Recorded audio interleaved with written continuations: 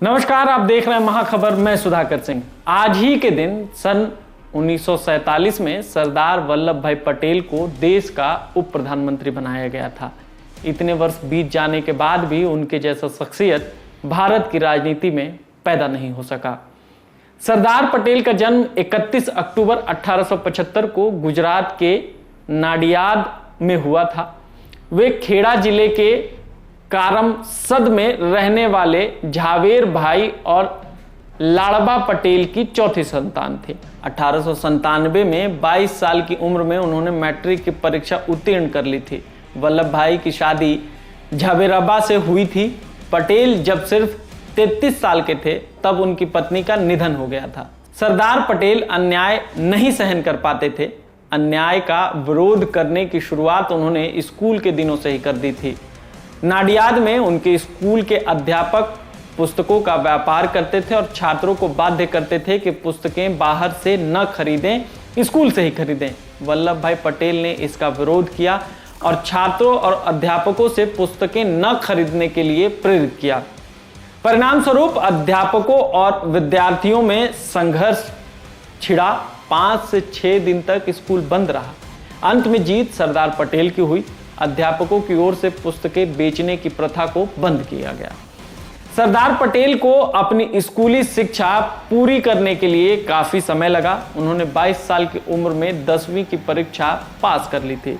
सरदार पटेल का सपना वकील बनने का था और अपने इस सपने को पूरा करने के लिए उन्हें इंग्लैंड जाना था, लेकिन उनके पास इतने आर्थिक साधन नहीं थे कि वो बाहर जाके पढ़ सकें। ऐसे में सरदार पटेल ने अपने एक परिचित वकील से पुस्तकें उधार ली और घर पर ही पढ़ाई शुरू कर दी।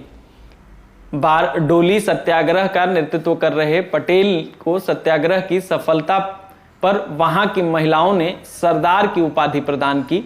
आजादी के बाद विभिन्न रियासतों में बिखरे भारत के भू राजनीतिक एकीकरण के केंद्रीय भूमिका निभाने के लिए पटेल को भारत का बिस्मार्क और लौह पुरुष कहा जाता है। सरदार पटेल वर्ण भेद और वर्ग भेद के कट्टर विरोधी थे।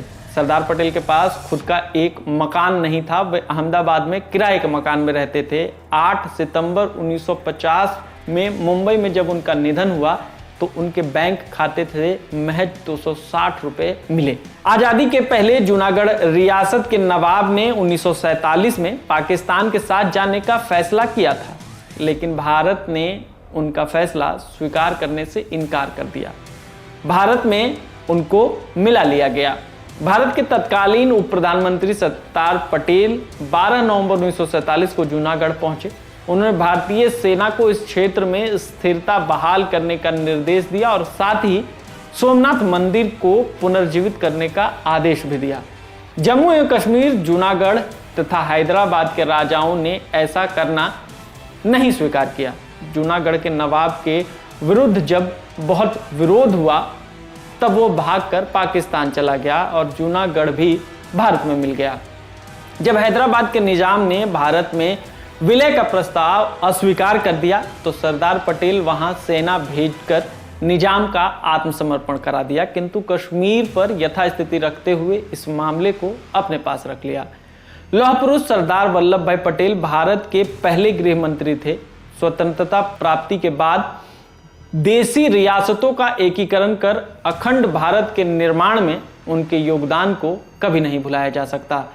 गुजरात में नर्मदा के सरदार सरोवर बांध के सामने सरदार पटेल की 182 मीटर ऊंची लौह प्रतिमा का निर्माण कराया गया है। ऐसे थे लौह पुरुष वल्लभ भाई पटेल। आपको ये वीडियो कैसी लगी हमें कमेंट सेक्शन में जाकर बताएं। ज्यादा से ज्यादा शेयर करें, सब्सक्राइब करें, बने रहें महाखबर के साथ। धन्यवाद।